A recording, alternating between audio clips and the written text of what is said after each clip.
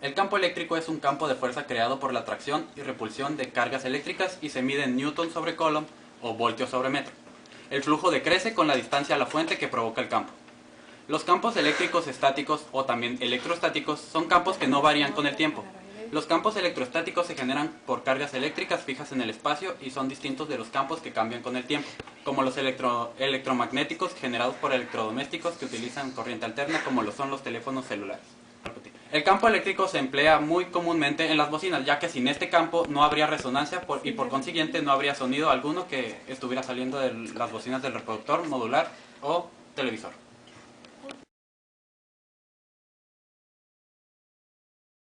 Las características principales del campo eléctrico son dirección, sentido e intensidad. Se dice que existe un campo eléctrico en una región si se experimenta una fuerza en una carga de prueba. Para determinar la dirección del campo eléctrico en cualquier punto, simplemente hay que dibujar los vectores del campo eléctrico individuales y sumarlos, tomando en cuenta sus magnitudes relativas si es posible. La magnitud del vector se denomina como la intensidad del campo eléctrico. Si la carga es negativa, el vector apunta hacia la carga. Si es positiva, el vector apunta hacia en dirección opuesta. La dirección y sentido del campo eléctrico será igual a la de la fuerza que actúa sobre la carga de prueba. Para determinar la dirección del campo eléctrico en cualquier punto, simplemente hay que dibujar los vectores del campo eléctrico individuales y sumarlos, tomando en cuenta sus magnitudes relativas si es posible. La magnitud del vector se denomina como la intensidad del campo eléctrico. Si la carga es negativa, el vector apunta hacia la carga. Si es positiva, el vector apunta en dirección opuesta. ¿Ya? La dirección y sentido del campo eléctrico será igual a la de la fuerza que actúa sobre la carga de prueba. Ya terminé.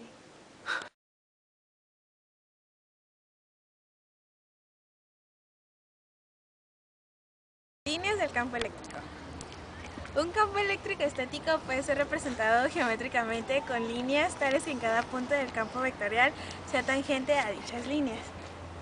Matemáticamente son las curvas integrales del campo vectorial. Estos se utilizan para crear la representación gráfica del campo. Son líneas perpendiculares a la superficie del cuerpo de manera que su tangente coincida con la dirección del campo en cierto punto. Al unir los puntos en los que el campo eléctrico es de igual magnitud, se obtienen las superficies equipotenciales. Son donde el potencial tiene el mismo valor numérico. En el caso estático, o sea un campo irrotacional, las líneas del campo nunca serán cerradas, pero en el caso dinámico, donde es rotacional, las líneas sí se pueden cerrar.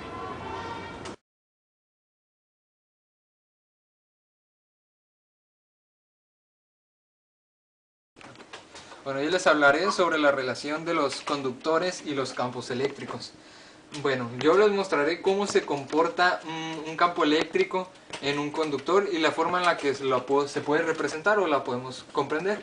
Bueno, primeramente, cualquier carga en exceso que presenta un conductor aislado reside totalmente sobre la superficie del conductor. Esto quiere decir que, por ejemplo, supongamos que yo tengo una figura más o menos así. Entonces, supongamos que esto está lleno de cargas, está lleno de cargas.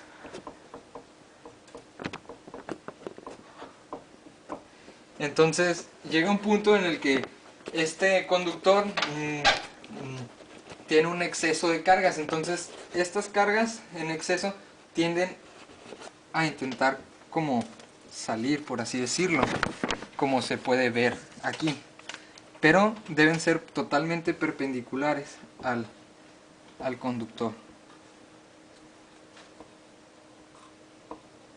Ok, entonces, bueno, lo que podemos decir ahora es que el campo eléctrico en la superficie de un conductor cargado es perpendicular a la superficie, como acabo de decirlo. Lo que quiere decir que pues siempre va a estar en forma perpendicular. Así. Ok, Sí, perpendicular.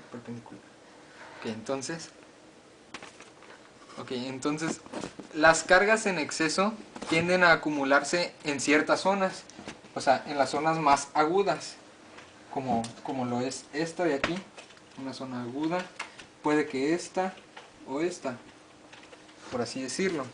Entonces las cargas se concentran en este tipo de zonas o lugares, o en los lugares donde hay una curvatura máxima, como lo es aquí. Entonces, como resultado, el campo eléctrico es máximo en tales lugares. Digamos que aquí tenemos, como se puede ver, supongamos que hay más cargas aquí, que son totalmente perpendiculares.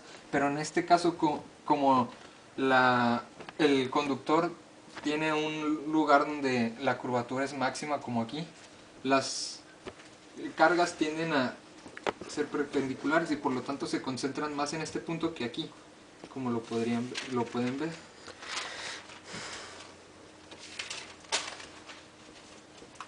O aquí, por ejemplo.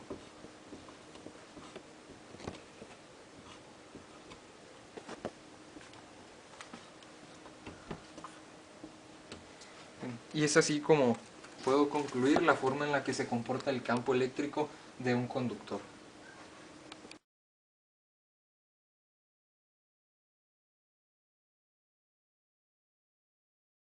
La ley de Coulomb. Esta ley determina las propiedades de las fuerzas eléctricas. La utilizamos para calcular la fuerza de atracción o repulsión entre dos cargas o un sistema de estas mismas de cargas. Fue enunciada por el científico francés Charles-Augustin de Coulomb en 1758. En honor a él se le da el nombre de esta ley.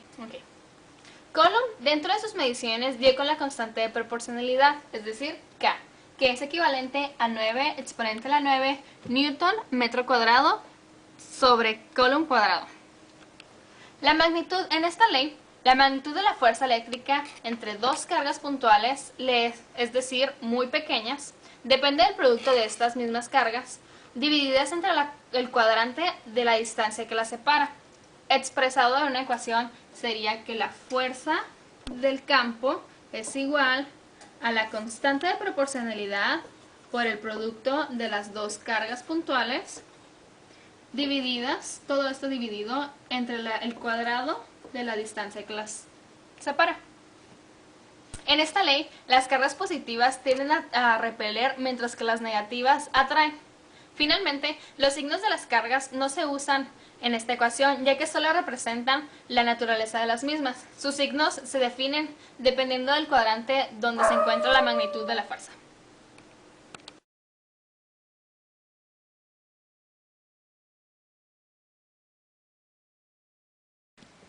La ley de Gauss. El matemático alemán Carl Friedrich Gauss descubrió una de las leyes fundamentales que rigen el comportamiento de los campos eléctricos. Esta ley postula que el número neto de líneas en un campo eléctrico que pasan por una superficie cerrada imaginaria es proporcional a la cantidad de carga neta encerrada dentro de esta superficie.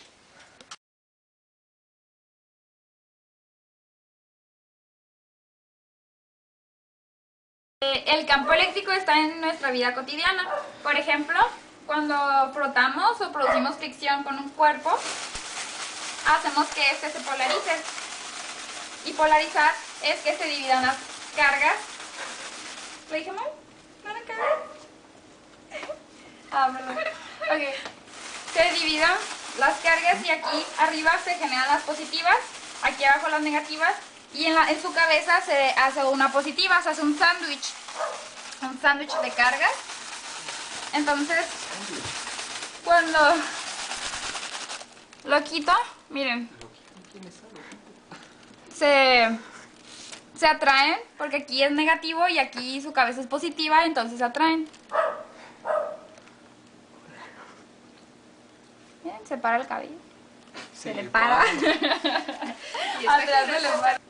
Un ejemplo de campo eléctrico puede ser un camión de combustible o que está cargando combustible, como los de Pemex, que está en la carretera y con el viento está el camión así.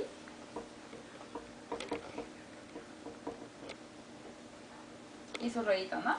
Y genera una fricción con el viento.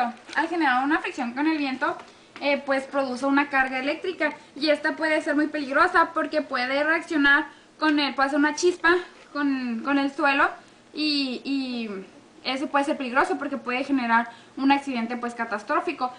Ocurre lo mismo, se polariza y arriba quedan positivos, negativos, y el suelo también queda positivo. Entonces, como son cargas que se pueden atraer, pues se puede generar una pequeña corriente eléctrica que es un chispazo, y esto puede ser fatal porque pues conduce combustible. Entonces lo que hacen usualmente esos camiones es poner una cadena de metal en la parte trasera del camión, para que este haga pues como comúnmente nosotros conocemos como tierra, y todas las cargas y que se generan pues se vayan directamente a la tierra y no generen ningún chispazo o algo que pueda ser fatal. Otro ejemplo de campo eléctrico puede ser una tormenta. En la nube se generan en la nube la nube se polariza, y arriba quedan las cargas positivas y abajo de la nube quedan todas las cargas negativas. Esto induce a que la Tierra tome una carga que es positiva. Cuando los campos eléctricos de ambos empiezan a crecer y están lo suficientemente grandes, esto produce una gran descarga eléctrica, la cual nosotros lo conocemos como relámpago, que cae directamente a la Tierra, puesto que pues se atraen negativo con positivo. Bueno, como vieron acerca de los conductores y los campos eléctricos, existen unos artefactos llamados pararrayos, los cuales están constituidos por una varilla de metal o algo que están cargados positivamente. Entonces, este es el pararrayos. Entonces, como ya les había explicado, en las zonas donde la curvatura es máxima, como sería este punto, el campo eléctrico, bueno, las cargas eléctricas se propagan de una forma perpendicular a este punto, por lo tanto las cargas irían así.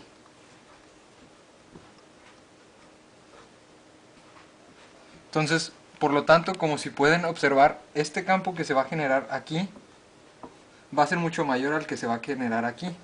Por lo tanto, los rayos tienden a ser atraídos a este punto. Y por eso es que se crearon los pararrayos, para que el efecto del relámpago pues no fuera tan grande y evitar ciertos accidentes.